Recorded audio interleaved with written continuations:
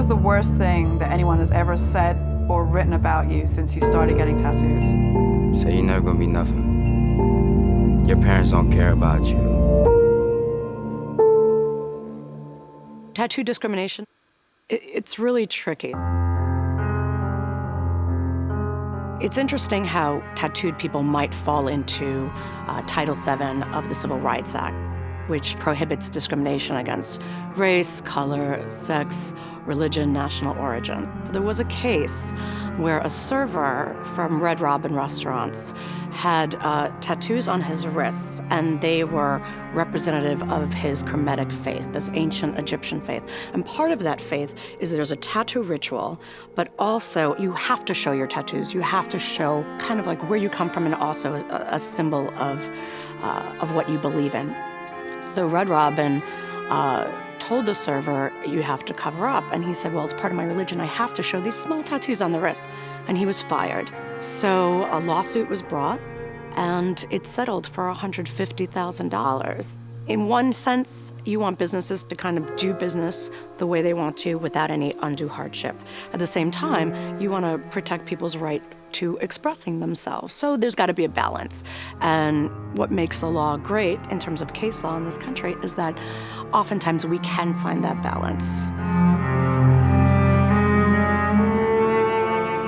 There is a stigma attached to heavily tattooed men, but I think it's changing from they're an awful, evil person who deals in the underbelly, to now they're a creative person willing to take chances and express themselves.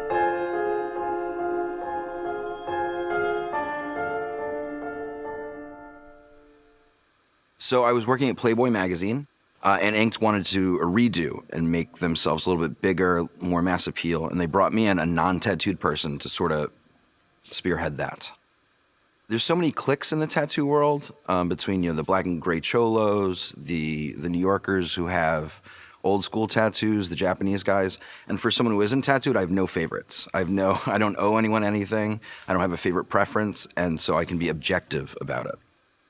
The best thing Inked magazine has done under my care is sort of highlight people who are doing really good things who are wearing tattoos.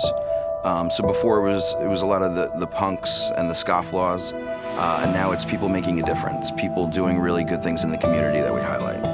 This next generation, Generation Y, millennials, are subconsciously realizing that, well, that's attractive and that's acceptable, and I can bring these type of guys home to mom, and that's a bad boy look, but they're still boyfriend material and husband material, and that was not the case a decade ago or 2 decades ago. If you brought that kind of guy with neck and hand tattoos home to mom or home to your parents, in a lot of areas in the Western world, you were going to get for it. Because these affluent people have gotten tattooed, more of their followers and the general public got them, and so now that so many of the general public have them, it makes sense to market to those people as well. Most of the clients are looking for the big names. For me, I always go for the fresh face, brand new introductory face that can represent or introduce the brand or editorial and kind of carry it from there.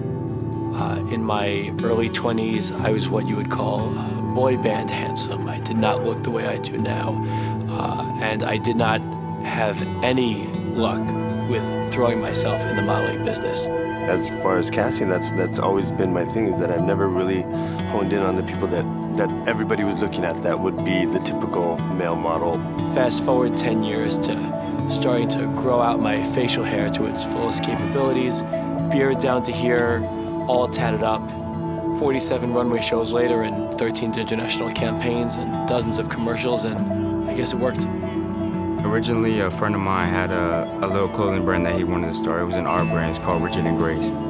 He told me that he liked painting on clothes. He had been doing it for a long time. So I gave him some of my clothes to paint on, and we did a photo shoot with it. And then it's been going ever since then. It's not even just the body anymore. It's the personality, I think, of being able to change and adapt, and all of these things go into to be a successful model these days. It's not just being the prettiest face in the room. I don't know if I necessarily say it was discovered. Diesel actually was doing a rebranding kind of called Diesel Reboot, and they were kind of using what I call real people and then models. Not to say models aren't real people. The awesome part of my job, is to be able to showcase those kind of things. And I applied for it, not thinking it was going to go anywhere. It was international, anybody could apply. And they got, I don't even know how many submissions, and I got an email back, and they almost didn't even choose me. They were like, we're going to bring you up as like possibly using you, but not sure. And then like literally on the spot, they were like, okay, let's go. And so I shot with Ricki Hall and another non-model, and it just kind of snowballed from there. Right place at the right time. I used to be a motorcycle mechanic in Wolverhampton, like near Birmingham. As you can tell by my accent, it's quite strong. I drove down from Wolverhampton all the way to London, parked by Top Man on Oxford Street. I just needed to get a white t-shirt for the night out. Still in me all the overalls. And as I was coming out, I got approached by a model scout who was there. And she approached me, and I didn't know, because I was quite new to London, so I'm like, is this a scam, or do I need to pay? Do you know what I mean? I'm like, I'm not a model at all. You know, I had a slip-back mohawk, just a couple of tattoos, this like Freddie Mercury moustache, like real kind of cool, peculiar look, you know. So I was like, nah, don't be silly. And then they go, no, so they gave me all the bits and bobs to go, look, we want to sign you, let's get in a taxi now, take you to Nevs. And it just kind of went from there. The agency from like Milan and Berlin and LA started going, look, who's this weird guy with his beard? You're forced to put people in a box just because that's the way the business is. You have to be this certain height, you have to be this certain size. Now, with the social media, you're able to, sort of, say, okay, listen, I think this guy is really cool, and he's 5'8", and he's got, a bunch of tattoos, or he's a chef, or he's, whatever. And it's just like, and you're able to do that now because nobody gives a shit. Some of them started out as bloggers, writers, models. They all started out with nothing, or one picture.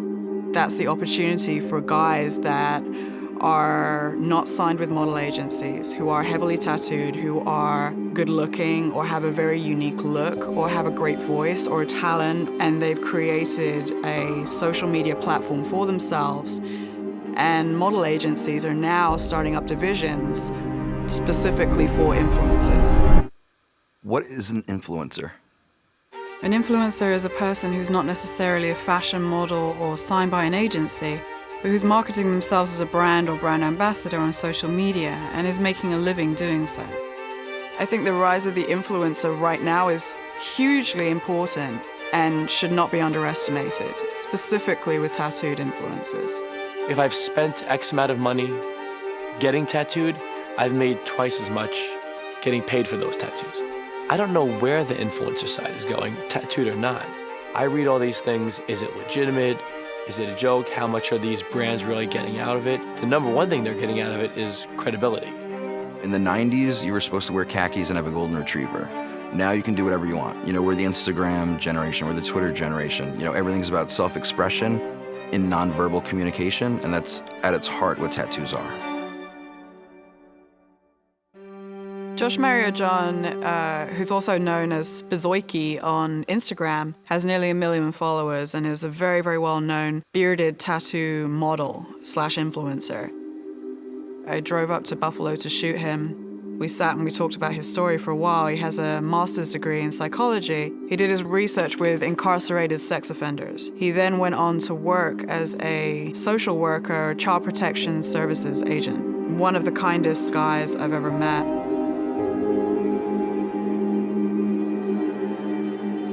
Kevin Kriegman lives in Germany and is a very successful tattooed model. He flew over and shot with me for Illustrated Man and told me his story, which I found absolutely fascinating.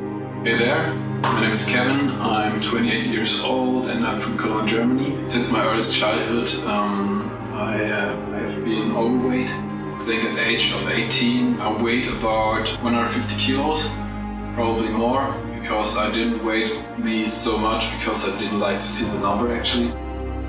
I asked him what tattoos represent to him personally, and his answer was, today my tattoos are all about aesthetic, art, and self-fulfillment. I still have no idea what actually turned in my head. There was some point when I was 18 to change it, to try something new. So I went on another diet. I lost my first 10 kilos of weight. After I've seen that it's possible, everything changed. I went on and I lost almost 8 kilos in 1 year.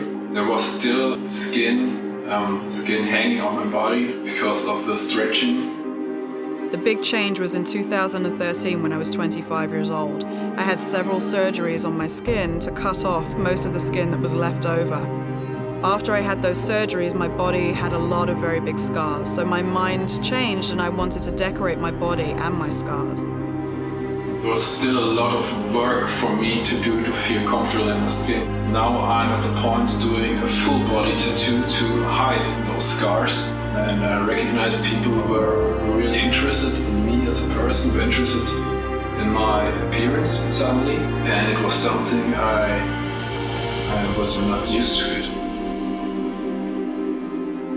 He's gone from being a guy who was shunned and mocked and judged for being overweight to one of the most beautiful men in social media, especially in the tattoo community. He has some of the most beautiful tattoos I've ever seen and many fans on social media.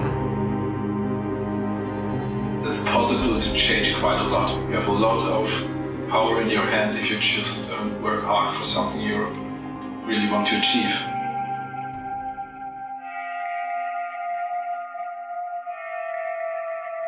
Rico was one of the most interesting guys that I've photographed in the series. His tattoos have such great meaning to him and he wears them like his armor every day. He was unable to make it to New York City, but he was an integral part of the discussion and reason why I started this documentary. And so we decided to connect and have a conversation via Skype. What's up? How are you, Sophie? Good morning. What are your thoughts on Rico, aka Zombie Boy? Zombie Boy is a beautiful character. I like him. I'll go for a cup of tea with him. Zombie Boy? What a trip. I was a little bit judgmental myself as a person with tattoos in the beginning. He's quieter than I thought he would be, actually. And then I did my research and I found out that the reason he did do it. He had a brain tumor when he was young. He was on a waiting list to have a surgery, and I'm sure it felt like The Walking Dead. That's part of why my friends gave me my nickname Zombie. Because, I had a brain tumor, and we were rolling the dice on the operation. Came through. Years later, got the tattoos and started with the skull and crossbone and then ended up getting a full body piece. Rico, tell me the story of you getting your tattoos. Well, it was impulse buy. I was 20, I was turning 21 when I got my face tattooed. I already had like my arms and a lot of my chest done. And for my age, for some 20-year-old kid to be all tattooed up, back then, there wasn't a tattoo shop on every corner. It wasn't as mainstream as it is now. When I was getting my tattoo done, I was always told I'd never get a job, and I paid for it highly by not being able to get apartments, not being able to get jobs. Rico then went to work in the sideshow business. And joined the freak show, and that's what I did. I got tattooed like a zombie and started eating worms, glass, became a fakir and a geek. I first saw Rico's photo on bmezine.com. It was like 2005, 2006. And you had to read those comments. Those comments were like, this guy is going to be a gutter punk forever. He is never going to make a living in his life. And I think he got the last laugh. Because 6 years later, he's in a Lady Gaga video and darling of the fashion world. So go Rico. I was outside here in Montreal. I had a guy ran up to me from across the street saying that he's seen me around and he's been trying to locate me. And he said if I wanted to play costume for an afternoon, he'd grease my palms, throw me some hard cash.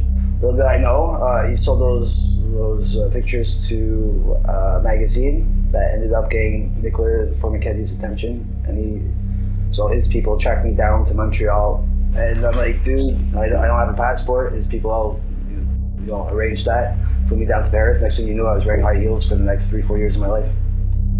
To be plucked from obscurity in Montreal and brought to Milan to work and model for Mugler, he really paved the way for men who are heavily tattooed in the fashion industry, whether he liked it or not. Turned out that modeling scooped me up from under my feet, and it destroyed my sideshow career. He made so much movement, so much noise. It was just a badass thing to do. It was one of those really big moments of a new model or a new type of model. I thought it was absolutely outrageous and super dope. super dope to where I think that kind of just shattered every stigma of what casting is about. It just opened every door for everyone. I think his success definitely was like a trailblazer and like an opening of availability for other people with tattoos to kind of make their way in. He wanted to express himself and he did it. And that's what tattoos are about, bringing out what's on your inside and putting it on your outside for the whole world to see. He's an inspiration to me, along with a lot of other people. I know that. Are we celebrating men with tattoos in fashion and advertising, or are we exploiting them and discarding them when the trend passes?